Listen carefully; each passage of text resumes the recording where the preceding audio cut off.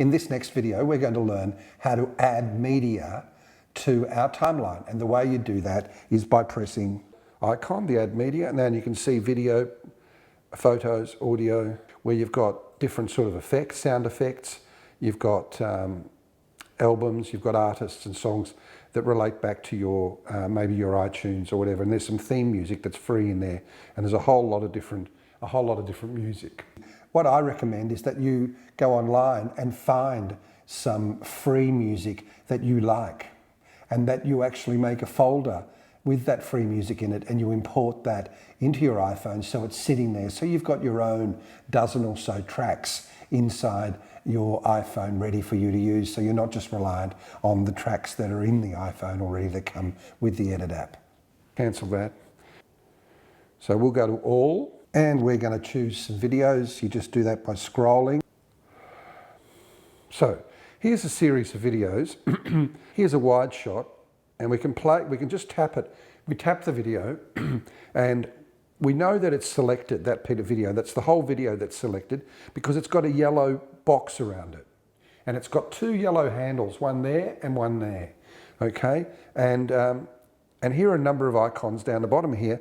This arrow down is the arrow that we use when we select the video and we want to put it into our timeline. We press that.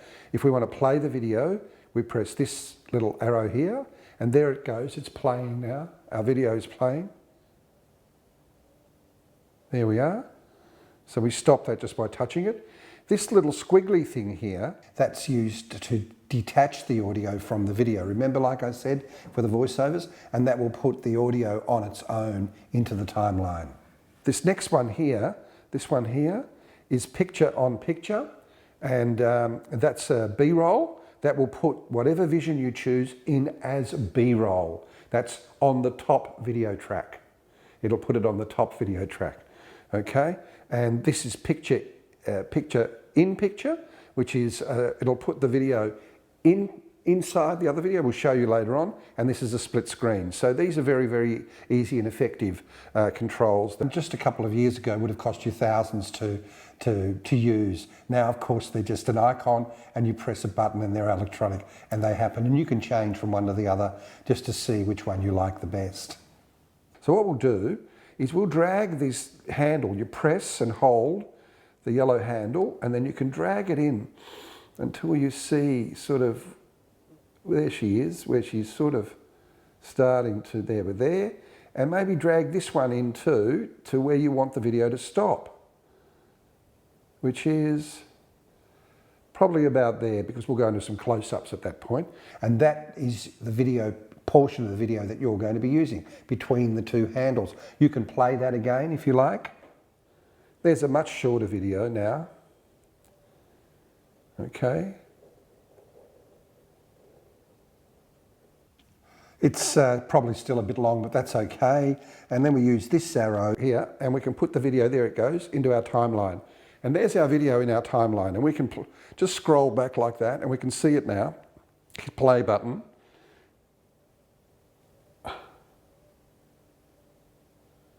And that's the establishing wide shot. She's at the gate. Now what we probably need to do is to see a bit more of what's going on. So we'd go to a close-up that we've shot. And wherever you want to come in is where you put your cursor. See the white cursor?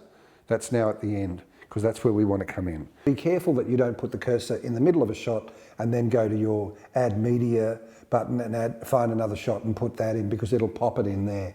Have your cursor where you're working, and you'll work to the right of your cursor. We write left to right, we edit left to right. So make sure your cursor is right at the end of your work, where your work is going to continue from.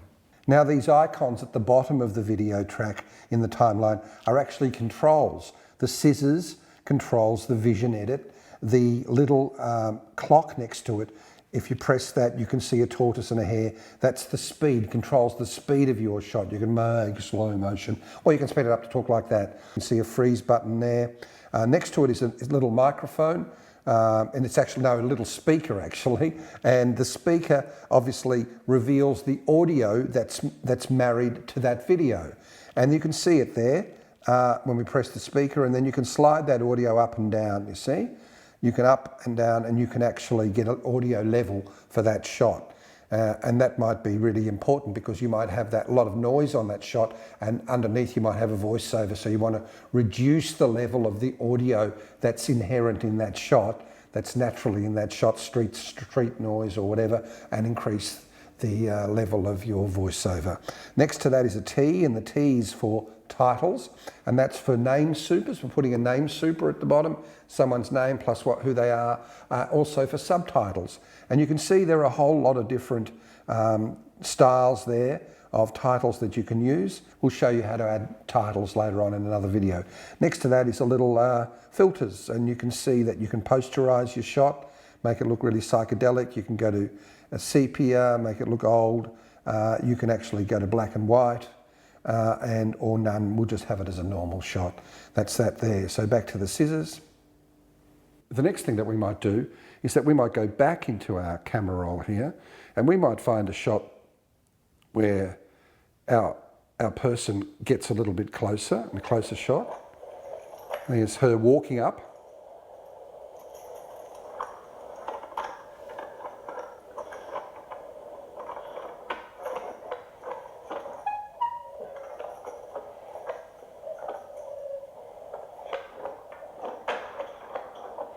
And going in. All right, well, let's put that shot in, but it's a bit long, but let's just put it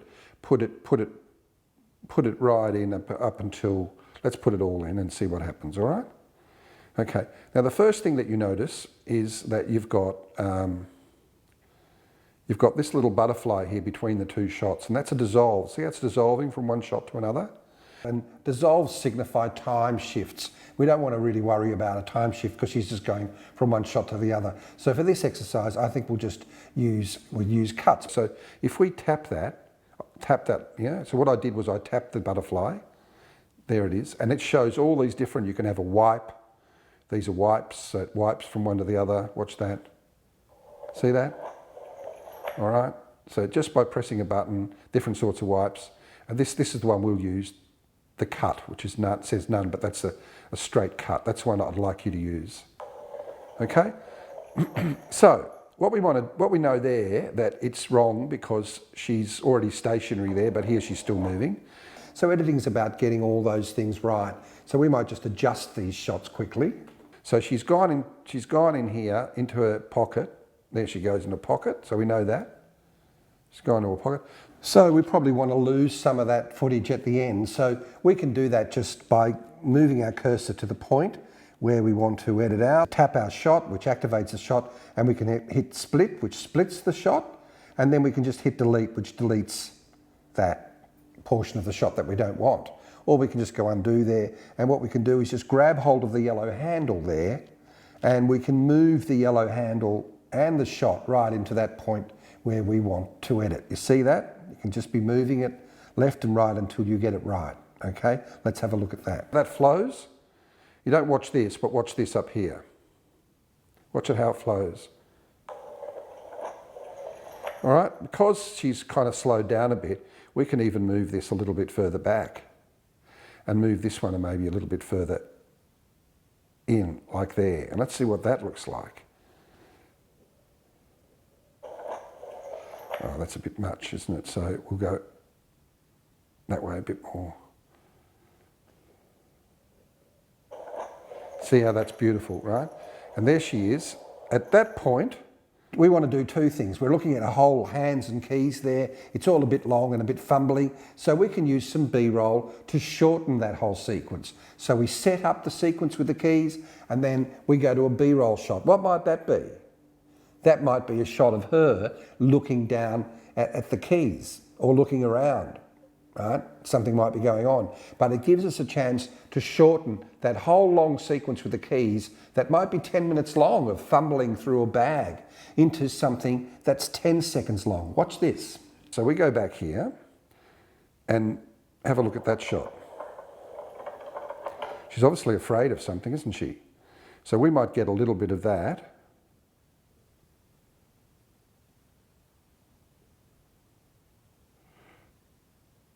And we might put that on top of that other shot, just there.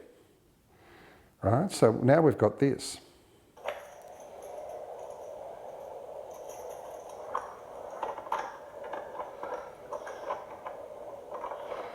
Now she's taking a bit long to get in there, so what we can do, when we come back here, we can probably cut that, split that there, and we can come back here, and we can split that there, and we can get rid of this section here, which we don't need, right? Because watch that, it's a bit long, takes a bit long. She's fiddling, fiddling, fiddling, fiddling. We probably want to come in there, right? Okay, so we highlight that, okay, and we hit delete, the delete button, and it's gone. So now what we've got is this. We'll just move that over the top, cover it up, cover up the cut. See that? So what we've used now, we've used our B-roll now to cover up the edit. So that's really the beginning of our video, working in our timeline with iMovie. We've learned how to set up a project. We've actually learned how to import video from our camera roll into our timeline and how to chop that video up and how to turn a dissolve into a cut, which is what we want. We also put some B-roll over that video to cover that cut, so it's not a jump cut, so it's smooth. And also the B-roll also showed us who the person is, and the B-roll showed us that the person was anxious. And that kind of gives you a clue about what other B-roll could go in there. What do you think could go in next? Yeah, that's right, it could be a shot of the person who she's looking at. She might be looking at someone, or someone might be looking at her. We don't know yet, but that could be another shot that could go into the timeline there.